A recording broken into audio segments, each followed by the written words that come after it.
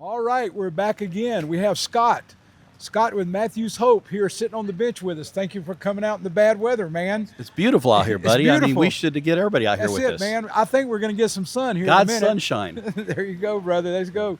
This is Florida. You don't know whether it's going to be sunshine or raining. You know, for the most part, the hard part is we know who's out there today. And unfortunately, we got folks out there that are going to be in wet clothing. Yes, sir. With the winds that we've had, if they're fortunate enough to still have a camp, it's probably wiped out at this point. Yep. It's going to be a very expensive week for our ministries over the next week trying to replace all this stuff. And the sad part is over the weekend, they're going to be soaked. Yeah, it is. And we were talking, we were griping a little bit about the weather. Yeah. I mean, we were soaking wet yesterday. Yeah. And I just looked up and I said, we have a canopy over our head. We're going to go home today to a bed, be able to take a warm shower. Take a warm shower, yeah. And we're blessed. Yeah, we really are. I think that's way too often people just forget how blessed, and we take for granted just how nice it is that we get to turn the temperature wherever we want it at our house, take a hot shower and what have you. So tell a little bit about yourself and about the ministry over there, and then we'll get into some dialogue, okay? So yeah. So, Matthew's Hope was formed in Orange County 15 years ago. I moved over to Brevard County about 6 years ago, and my better half talked us into, when I wanted to slow down in life, talked us into opening a second location. We're currently serving, touching 1,000 people a week, which I find crazy, and that's growing literally by the day. Our focus is mental health, medical care. We have transitional housing. We have a Montessori preschool. We have a hair salon, food, clothing, hygiene pantry. I can continue going on. And, we just found that the need continues to grow. Where we planted ourselves in cocoa, we didn't feel like we were stepping on anybody's toes. But we're finding that as a whole, Central Florida as a whole still lacks in a lot of the really basic needs outside of clothing and food in many areas. And so we're trying to find folks that can partner with us in other areas. Our latest initiative, as you know, is our sleeper buses, which are pretty cool. We've converted, we have one finished, we have two more in production, sleep 20 people, and they'll move around the county based on a reservation to stay. And it's pretty exciting. It makes me tired thinking about it, but it's pretty exciting. Well, tell me exactly what happens with the bus. Explain, because a lot of people don't even realize what's going on. Yeah, well, and I think it's important people do understand that when this bus comes to an area, it does not sit and park for days on end. The idea behind it is we have reservations, and we'll be at an undisclosed location for people to sleep at. We're not looking for, imagine a group of zombie homeless people making their way to some place and then being told they can't be there, right? Yeah. We don't want to do that to them. So we'll have a couple pickup locations for the various buses, and then we will take them at dusk. We will take them to a specific location where they will be there overnight. They're there to sleep. They're not there to hang out, play cards, have fun. It's rest. Folks need rest. Oh, yeah. And then every day, those buses will return to our campus in Cocoa to be disinfected, sheets changed, all that kind of thing, and then they'll go back out again. And we will leave as the sun's coming up. So quite honestly, most people would probably never know we were there. Mm-hmm. And that's part of satisfying the NIMBYs, not in my backyard, There you go, brother. which I find fascinating. And I have to say this, and I think you're going to let me get by with it. This whole NIMBY thing was when, we used to know where all the sexual offenders were, right? Yeah. And now no one has a clue where they are because they literally scattered, this new law, 1365, scattered sexual predators throughout our community. Mm-hmm. So when people say, not my backyard, well, guess what, folks? They literally are now in your backyard. The good news, most of them are harmless.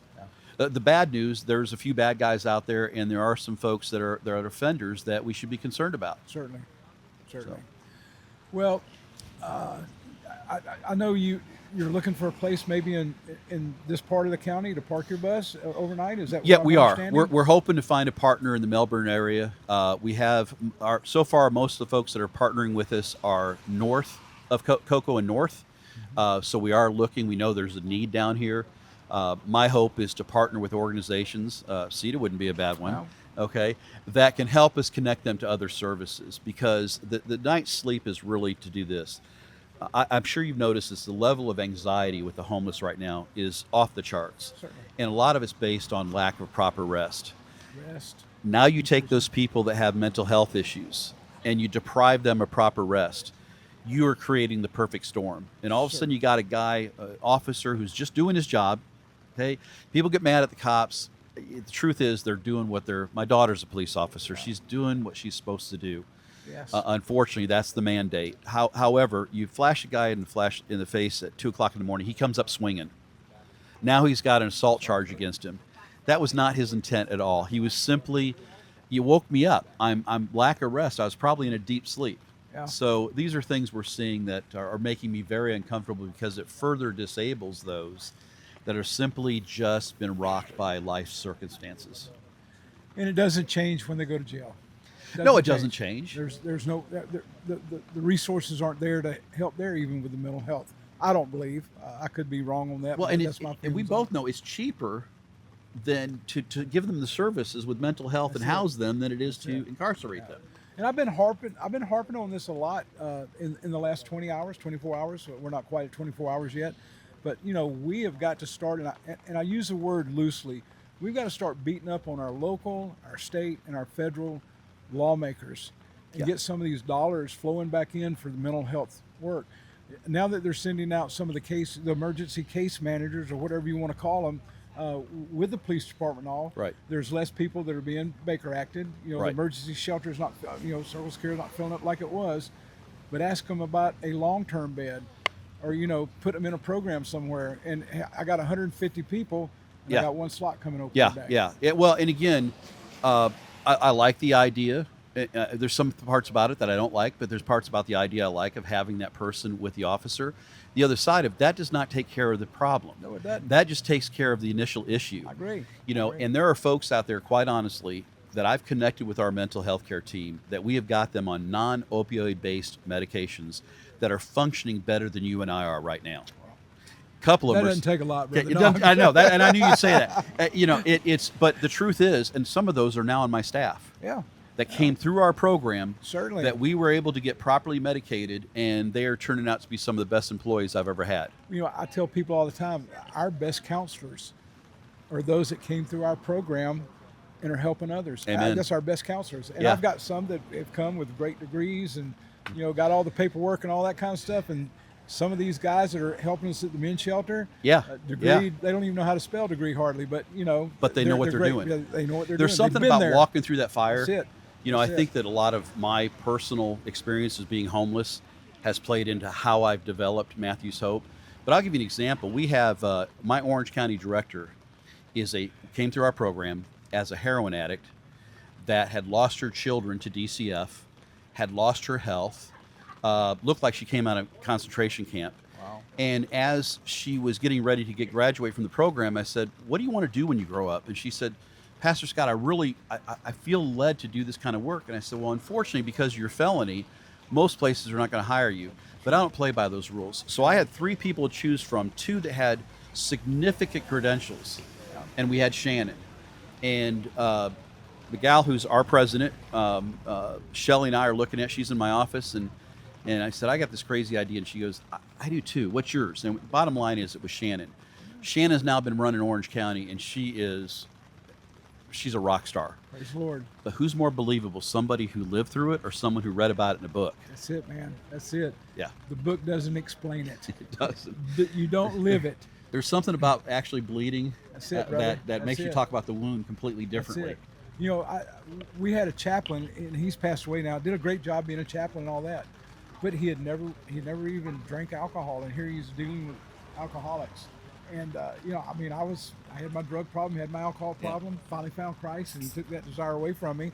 But he really could never get through to the guys because he didn't even know what they were really feeling, man. I'm just being honest with you. No, it's true. I will tell you that my homelessness had nothing to do with my drug addiction. I was a commodities trader in South Florida in the early 80s. However, having gone through that addiction, when I share that with our guests, you'll see their shoulders kind of drop. And they suddenly feel safe. Yeah. They know I'm not going to preach at them. Yeah. Hey, I've told guys, that come in, all I ask is that you come in, look, if you got to take a little bump before you come in just to function, I understand that. Just don't be sloppy, drunk, or belligerent when you come in, or so drugged up you can't function. Mm-hmm. And I know a lot of people in ministry go, "Oh my God, you said that?" And I go, "Yes, because I'd rather have them there so that we have an opportunity to start feeding into their lives and build that trust factor. Sometimes you got to be Jesus to them before you introduce them to the Jesus. That's it, man. That's it. So how many are y'all taking care of on the campus over here in Brevard County? Right now, we're doing about 600 visits a week. Wow. We have 2 days of outreach, and then we have that our buses actually pick people up in the municipalities that we serve in and bring them in, and then we take them back. To the chagrin of some people, we bring them right back to where we got them. And then the other 2 days, we send out mobile teams for those that will not, could not, should not come in. That can be a predator, because we do a background check on every single person that comes in. You do? So if we find that they're a predator, we will pull them aside and say, look, we can't let you continue to be here. However, we will serve you in the field. You just got to let us know where you're at. Or it could be someone like a soldier who's suffering from PTSD. Oh, yeah. And we got to build that relationship with him in the field before he'll get on our bus and come in for services. Certainly. Yeah. So that's been a huge asset to what we do, but it's also very expensive to do. Well, it's None of the stuff is expensive- free. It's expensive to do what we're all doing. To be It honest is. with you, to You- stay in you time, just- yeah. People don't understand it when I tell them how much our insurance bill is every year. Insurance is crazy. I mean, if people, we were talking to one of your folks earlier, and just tell them, we go through we're large enough, we have to do an independent audit every year, and it's painful. It is painful. They do everything but a cavity check, and I can't even for sure tell you that. But when you're spending 25, 30 grand, that I think of 25, 30,000, I could do so many things with. And that's not even, I haven't yet paid for my regular CPAs yet. That's just the guys that are saying I can hear stay you, man. legal. I hear you, man. So, people don't realize there's a lot of accountability for what we do. They think they know things, but the reality of it is we're under a lot of accountability, most importantly to God. But we do have to play the game with the federal government Certainly. and state institutions and what have you. Certainly. Well, we've got what do we have? About 2 minutes left, something like that, my brother. Okay. So, as we're wrapping this up, and we've been looking for some solutions. I've been asking people, where are we missing it at? And I'll give you an example. A lot of people aren't willing to change. They're not willing to change in That's their fair. ministry. And one of the things that we started our Helen's House program, Women and Children's Shelter off Royal Road, and we're not duplicating. New Life has a wonderful program, but they don't. Our ladies would need that criteria to come in. Right. And so they were falling through the cracks, and so we started Helen's House, and we had all this big plan. I mean, man, we've got it drawn up, and I think people have to be willing and ready to change, because we said we're not going to take any babies. Yeah. And here it is. We opened in August, and having to mess with the government. You don't even get me started on that right there. Yeah. God We'd be bless here you, all brother. day. God bless you. But anyway, we need to start this building project. But anyway, here it is, Christmas Day. We feed on Christmas Day, and my wife and board director, they come walking in with a lady that's got a 3-month-old baby. Right. And guess what? We changed our program that day, and Well- we changed. But we just had our first baby born there. It's, just last isn't that week. yeah, and, it's what people don't understand is we God gives us a vision, we push that vision out, and then we have to be willing to morph constantly. We're constantly reinventing ourselves as changes in funding, as changes in need. I mean, right now, over 35% of every first-time homeless person walking in my door is a baby boomer right now. Wow. That number's growing incredibly, and we're a catch and release program. So how do you release a baby boomer out into the world, expect that they're going to get a job and survive? And we're having to find new ways. Oh yeah. Same thing with children. We're seeing more children than ever right now. Yeah. And one of the things that we didn't realize, we're a women and children's shelter. Yeah. But we found out in our area, there's a lot of single women. Oh, There's not programs for them. So, No. here and it cut down, the availability of beds. We're not helping as many as we could be, because you can't put 4 women in one bedroom. no. No. And yeah, I've been down that path. There's things that you just don't work, and if they don't work in the real world, they're not going to work in our world, right?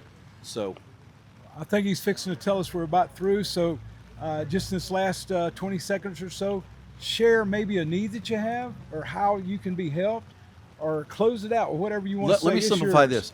I encourage everyone, especially my Christian brothers and sisters out there, read Matthew 25:35 through 46. Just read that, and then when you want to bring the argument to us, you'll be fully loaded and we'll be here to listen. Sound fair? All right, man. How are we doing on time?